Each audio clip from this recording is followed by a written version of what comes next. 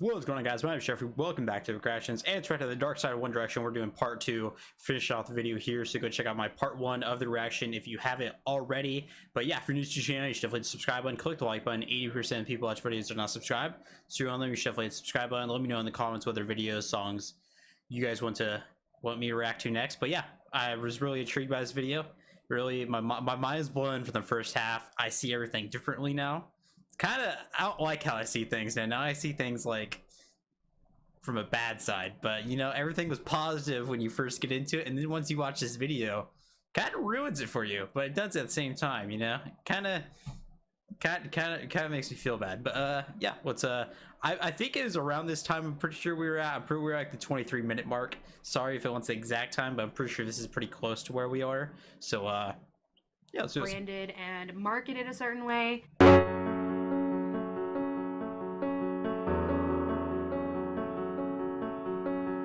They were very, very heavily controlled when they were in this band, which the whole branding thing is part of being controlled, but they were controlled in many other aspects as well, and I'm going to talk about them. So obviously it was really hard for their management to fully control how these boys behaved in public, because it's like, yes, you can media train them and you can tell them like what to say and how to be when they're in public, but they still have their own like conscious choices to make.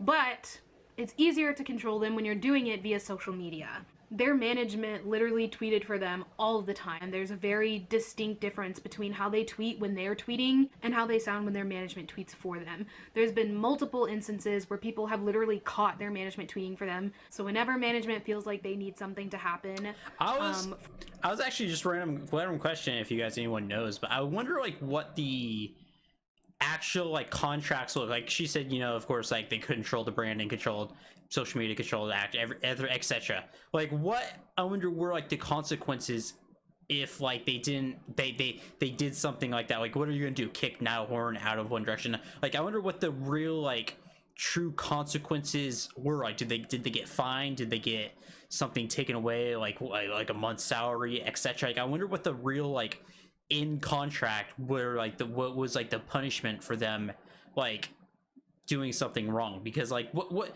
like you can't like really kick, like if music's different than a sports team, because sports team like you can't, but there's also like sports team, like what are you gonna do, like kick LeBron James or like Michael Jordan off the team because they did something you like? There's people you just can't do that to, no matter really what they do, unless you know it's like really bad, clearly, of course. But like I wonder like though, because you can't really just like kick, you can't be like, Harry Styles, you know, you do this and we're just gonna have to kick you off. So I wonder like what the in the contract, like what were the like the real like stipulations and like the consequences. For whatever reason, they will just random go on thought the would boys' happen pages and tweet for them, regardless of if that tweet is something that the boys agree with or not, or if they're doing something they agree with or not. It doesn't matter. And that goes along with planning quotes in articles too. The thing about One Direction's management is that they're able to have paparazzi photos of whatever they want, and they are able to have articles published about whatever they want. If they want to stir up a crazy rumor about one of the boys that's completely not true, they have sources that they can run a story to that's completely fake, that magazine or publisher, whatever company, will literally run. And then the entire world believes this crazy story that their management planted. Like, where did this rumor come from? It came from the management themselves. However they want people to see these boys, they can do it just by calling up their sources, calling up their colleagues and being like, hey, I need you to run this completely bullshit story. And then people are going to believe it. Another thing with that is like paparazzi walks, or pop walks, whatever you want to call them. Whenever their management wants them to be seen out in public with someone, they do. Like, they'll literally set it up, stage it, whatever. They'll go outside, hire paparazzi to come and take pictures of them doing whatever they want. That kind of goes along with being in like publicity relationships and being seen with people. Like, that's, dude, I always, whenever I hear something like that, I always go back to like a Drake lyric talking about how like all these rappers, etc., have to like pay. He's like, I think the lyrics something like, you know, I don't have to pay paparazzi to come take pictures of me or something like that. But yeah, when she did, that's just the thought that went in my head when I heard that. A lot of the stuff I'm talking about with One Direction happens in the music industry. That's just how it works. So even if they really don't want to, they don't have a choice. Their management's like, you're gonna get seen out getting coffee with this girl and you don't have any say in it. We're gonna hire paparazzi to come and take pictures of it. Kind of going along with that, like the boys are always instructed, or were always instructed to do things just because their management told them to. Like, one video that comes to mind in particular is when Harry was literally instructed to give Caroline Flack a big bouquet of flowers when they were going on to do an interview. And instead, Harry chose to give them to Ollie. So basically what I'm saying here with all of this stuff is that they were just completely controlled. They really didn't have any sense of freedom. If you put together all of the branding that they went through and like how they had to behave, and then you add that with them being constantly told what to say, quotes being planted for them, being forced to go out and be seen by the paparazzi with whoever they wanted, and not being allowed to say and do certain things, like all of that in this one bubble is like them being completely controlled. And it gets to a point where it's like, these boys were not human beings. They were like money-making robots to their management. Their management didn't give a fuck about how they wanted to dress, how they wanted to look, how they wanted to be perceived. They took these boys and they turned them into whatever the management wanted, whatever Psycho wanted. They had no sense of like freedom and like creativity, like they could just be themselves in this band. Like, no, they were just completely controlled in every aspect. Another thing kind of going along with what I'm talking about that's really just messed up when it comes to their management and Simon is that in the first era of One Direction, Up All Night, they didn't even believe in Louis and Niall at all. Like, Louis and Niall were pretty much useless to these people. They were just there to be there. They didn't give Louis and Niall like solos, and when they did get solos, they were short solos, or they were not really solos because there was another boy like harmonizing with them while they were singing. I think that's a really well-known fact, is that these boys didn't get a lot of solos, Niall and Louis, in the up. Isn't that crazy how like just from the beginning of like you guys have watched me like learn, I've pointed that out several times. So like I say, man, they're doing Louis dirty this time. I said that literally like 5 times during like the Midnight Memories album reaction. They really did like it had consequences for post One Direction, I think, for like their solo careers, I think. But yeah, consequences as in like album sales, etc., compared to like Zayn and Harry. All Night era. But not only were they robbed of solos, there was so many different times when Niall's mic would be cut off. And talking about this is gonna make me cry. It makes me so sad. They would legit sabotage him. Like, in his own band, they would cut his mic off so that he would be singing and nobody would hear him. So a lot of times when Niall's mic would cut off, Louis would have to give him the microphone.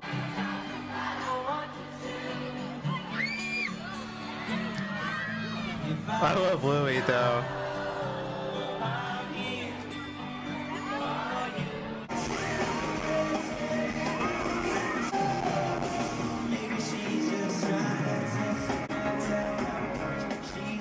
Can you imagine how that must feel when you're this young boy who's in this like super rapidly growing in fame boy band? Like, they were becoming really, really famous in this time, and you want to be there just as much as everyone else. This is your dream, but they think you're not good enough. Then why am I here? Why are we doing this? Yes, I just started crying while editing this video because it's getting to me so bad. But just another thing that I wanted to mention is that, like, this whole Niall's mic getting cut off thing happened so often that fans started trending like hashtag let Niall sing, and that became like a really, really common saying back in this time because fans were so used to Niall not being able to sing. And since this happened to Louis back in this time as well, like him not getting enough stage time and like solo time, he ended up saying later in his career that he didn't even want to go solo when the band broke up because he didn't feel like he would do well enough.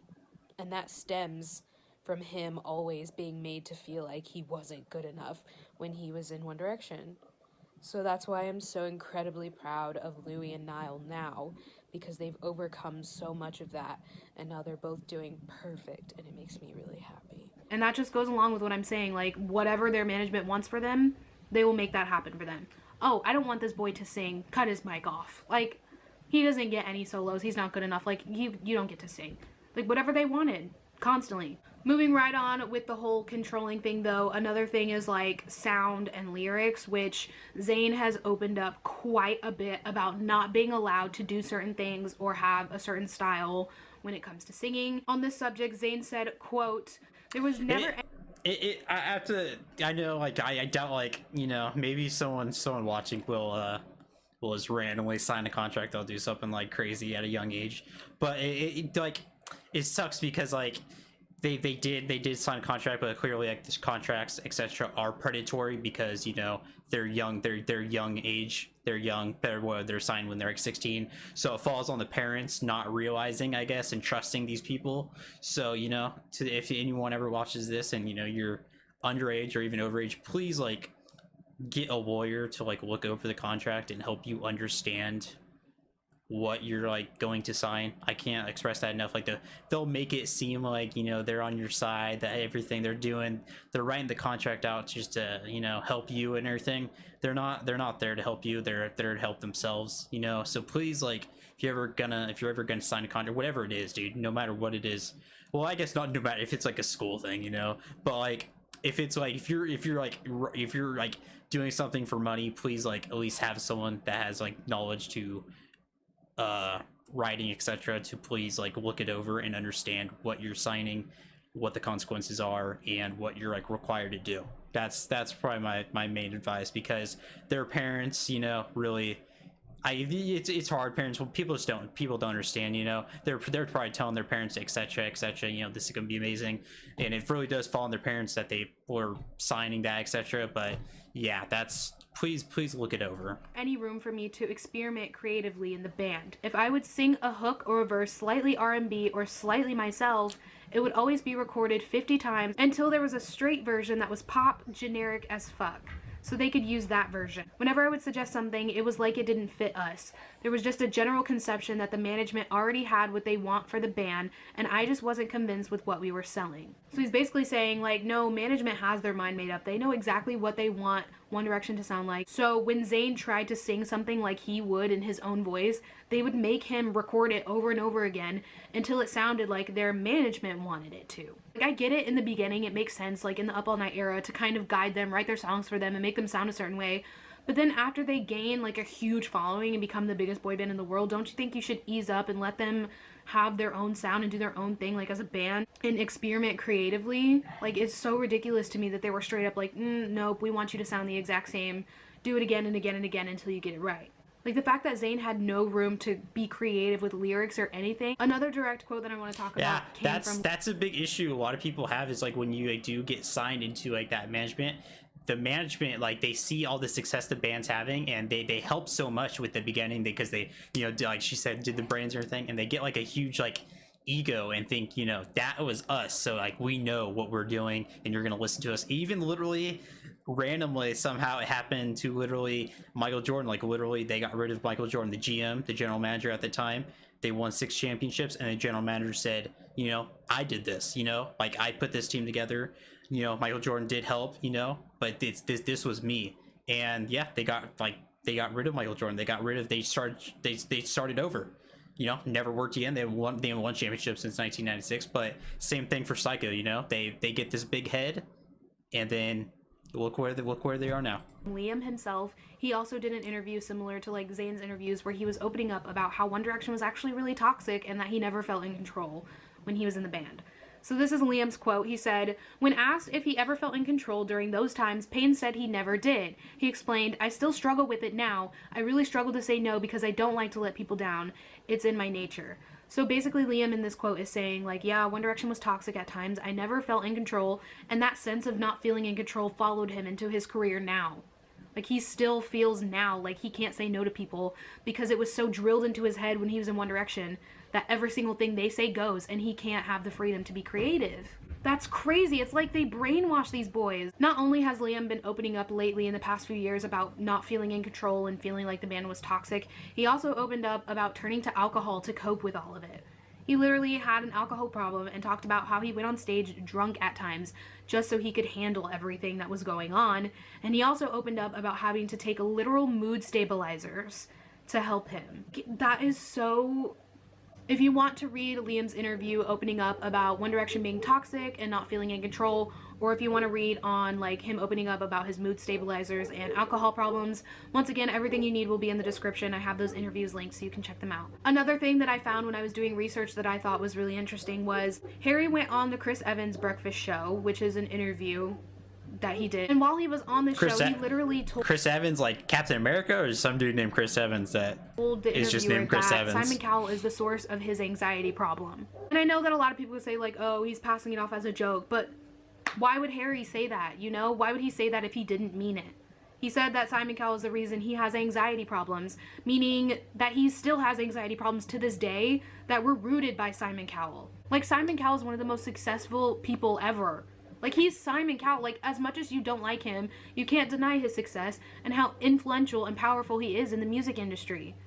So there's no way that you can go up against him with his status and not do what he says. Like, he's Simon Cowell. He can ruin your life. So, of course, Harry and all the other boys had to go along with everything that he wanted. If y'all hear knocking on my door, it's the FBI, because Simon Cowell's gonna come for me after this video. All of the boys seem to have a problem with Simon Cowell in general, and it shows. Because, like I said, Simon is kind of the man who's behind all of this horrible stuff that I'm telling you about right now. It's very clear that the boys have a problem with Simon. I kind of already talked about this with Louis and how he behaved weirdly around him and like didn't seem to want to be around him and how he portrayed him in his music video.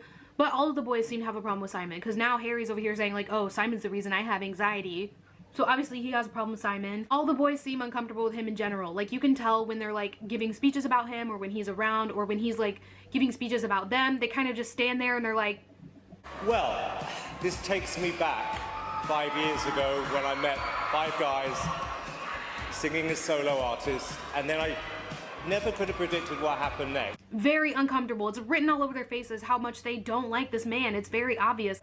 Good evening, everybody. We're truly honoured to present this award to our boss, Simon Cowell. I don't understand how anyone could ever look at these boys' behavior and body language and tell me that they like Simon Cowell.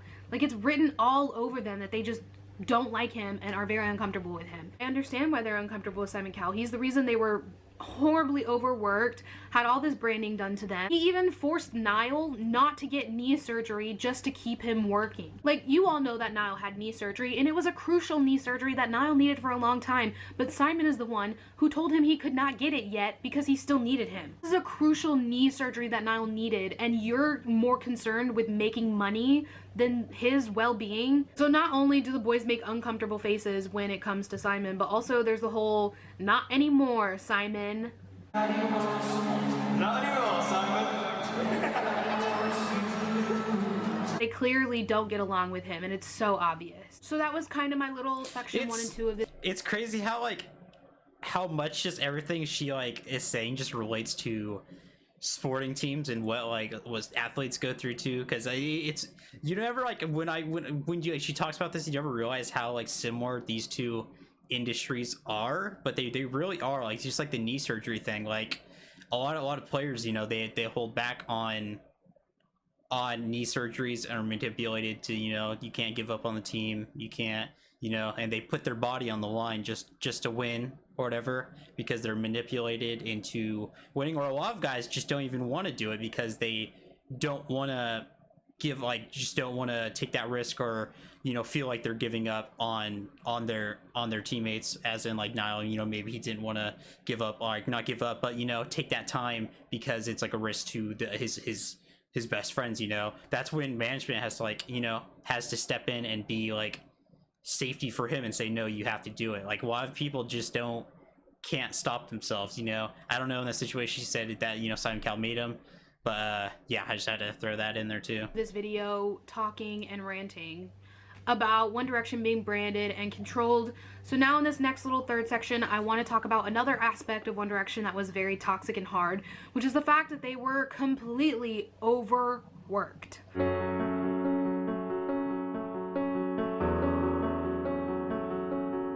I feel like this is another one of those ones that's kind of well known, but I'm still going to talk about it anyway. I just want to start this section off by saying that Simon Cowell knew that he wanted to sign the boys of One Direction before they were even out of the X Factor house. If you pay attention to kind of how things were during the X Factor, it came as a shock to everyone how fast the boys of One Direction became popular. They were obviously formed on the X Factor and went through the competition just like everyone else, but they grew a fan base while they were on the show.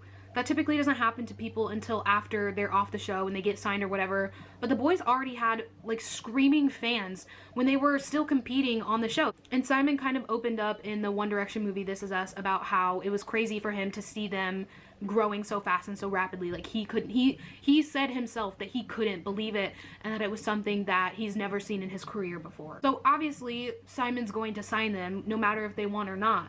One Direction came in 3rd place on the X Factor, obviously, but it didn't matter. They could have lost the competition completely. They could have won. It doesn't matter. Simon was going to sign them either way. He already knew that in his head by seeing, like, the reaction to One Direction being a boy band. He already knew that he wanted them from early on. So when he did offer them the contract, even though they didn't win it, they were really young and impressionable and had no idea what they were getting themselves into when they signed this 5-year contract with Simon Cowell. Imagine that you're this like 16, that's what 17, I'm saying, dude. It's not, it wasn't even really them that like had the responsibility of like signing. That's like, it falls on their parents too, dude. Like, I know the parents probably didn't know what they're doing either. You know, you're like, think about like 35-year-old dad that just works in like a business, and then, you know, your kid's just gifted like that, and you're gonna sign it. You know, you see all that money right there, all your kid has to do this, and you're like, okay, dude, like your kid wants to do it, but they're 16. They don't understand. Like, please, like, have someone look over the contract or whatever you're signing, please, man. It's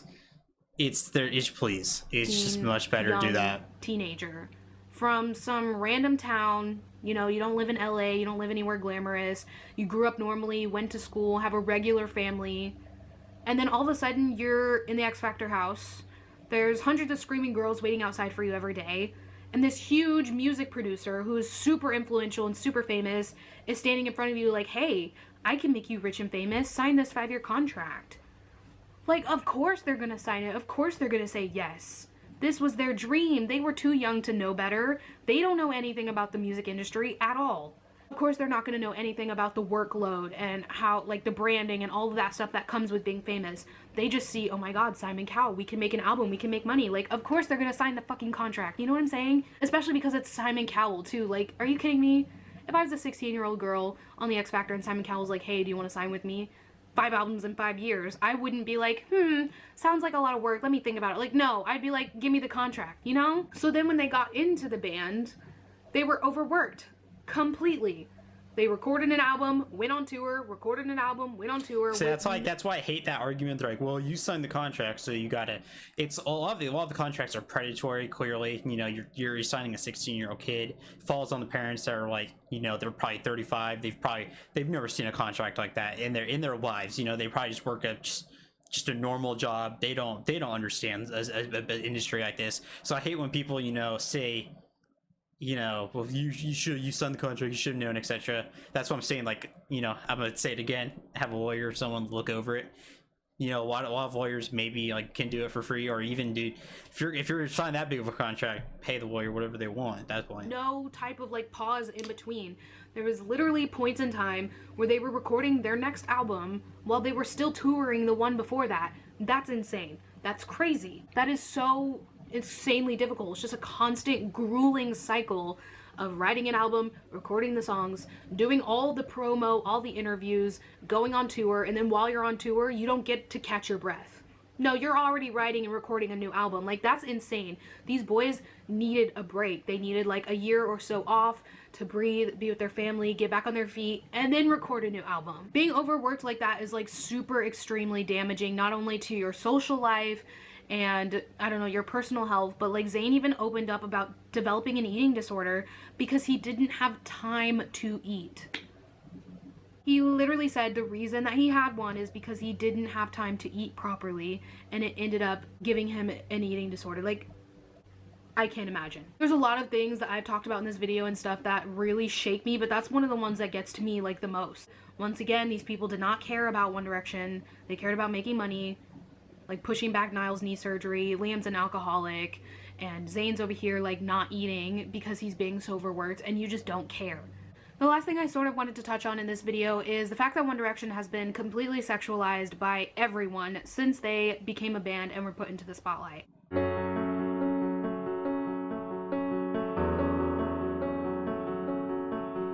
This doesn't necessarily have much to do with management, but it still goes along with the dark side of being in a boy band, so I thought I would at least mention it. Ever since One Direction was put together, basically, everyone has thought it was fine to be grossly invasive towards them, especially interviewers. They see nothing wrong with barging in and trying to make everything about the boys' sex lives and such like that.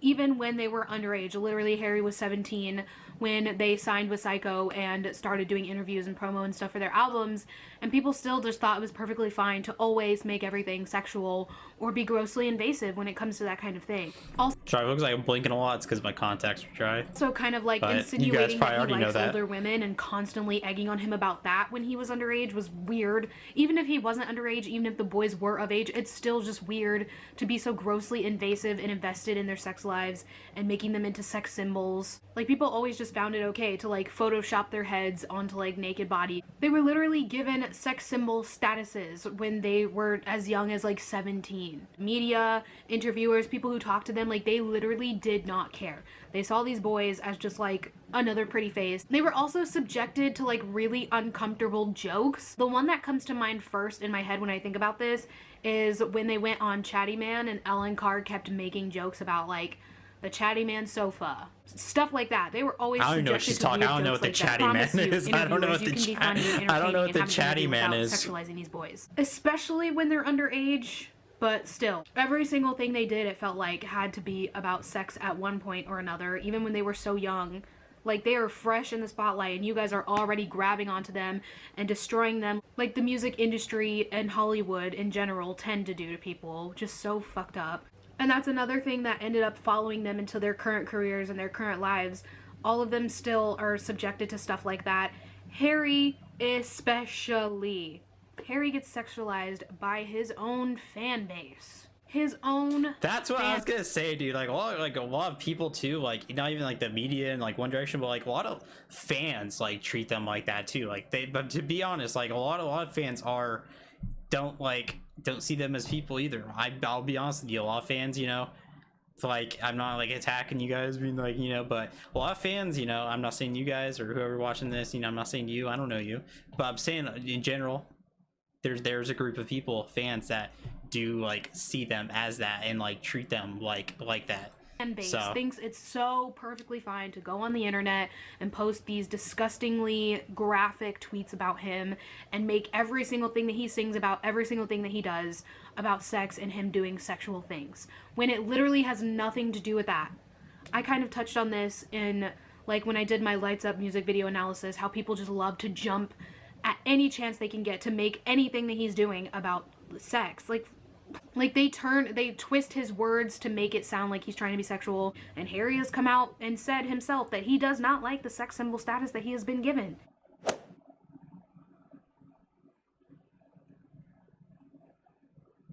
It makes him uncomfortable, and his fans just choose to ignore that and do it anyway. It is so entirely beyond me that people can claim to love and support someone so much and then behave that way. Like, why are you doing that to your idol, like someone that you claim to love and respect so much?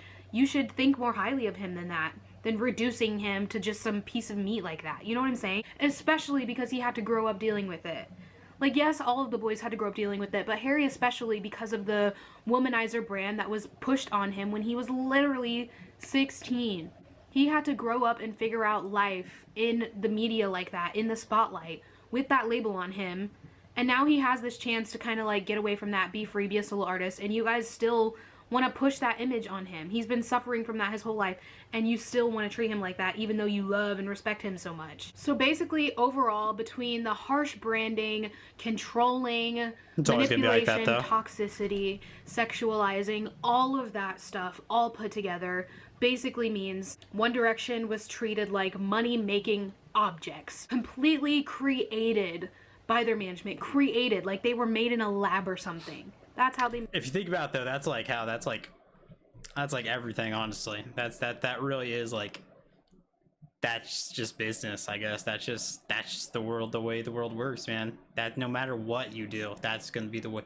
There's no cure to that. That's just how humans are built. You know, you could say, you know, that's you could say that's the root of like capitalism. You could say, you know, you could go on that route, but even like it's ingrained in people, dude. I don't know. I don't think there is a way to like stop people from just always just wanting more and using others to get that. I don't think there is a possible.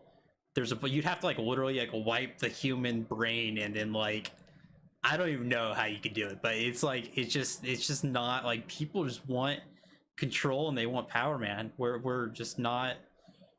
We're just not a good species, man. There's another. It's just we're just not. We're just made not. these boys feel.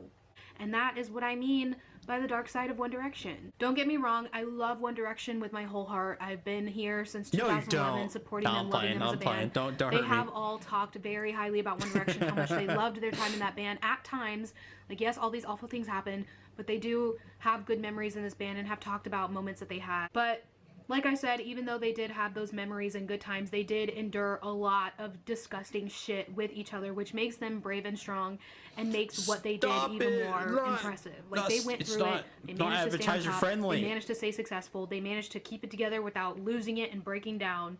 It's a miracle that they just survived all of this stuff. I was joking again, once again, please. Happy that they don't had hurt me. each other at the very least. They had each other. Because some artists go through this, like solo artists go through this with their management and the music Justin Bieber. industry just on their own. So I'm so happy that they grew up together and they Justin Bieber, Miley Cyrus, Taylor Swift previously. She just went through it, you know. Well, she didn't go through it, but at least she understood. She was actually deeper in because, like, no, her first like 7 albums she didn't even own because of that predatory contract she signed, or her parents signed for her when she was under. I'm pretty sure she's underage when she signed that contract. So predatory, you know. But she don't know any better, you know. had each other. They had this brotherhood where they can lean on each other and endure it together. So I guess that gives you a little bit of a better understanding as to why Zayn left and why it was okay that they wanted to, you know, split up and go solo. They're all doing so much better now. Obviously, they still struggle with these labels that were put on them when they were younger, following them into their solo careers and stuff, and still feeling kind of like they're trapped in that same mindset from One Direction. But they're doing better. They're on their own time, own schedules. All right, yeah. So I think she's just doing basically the conclusion. So yeah, that's gonna do it, everyone. Enjoyed my reaction. If you're new to the channel, hit the subscribe button, click the like button. Let me know your guys' thoughts, opinions, everything. What I said, what she said, you know, on this part 2 in the comments below. Like reading comments about, you know, video like this. So yeah, well, all of you guys have good thoughts and opinions. So yeah, let me know in the comments. Follow me on Twitter, follow me on Instagram. Those are linked in the description. Hope everyone has a great day. And yeah, I'll see you in the next video.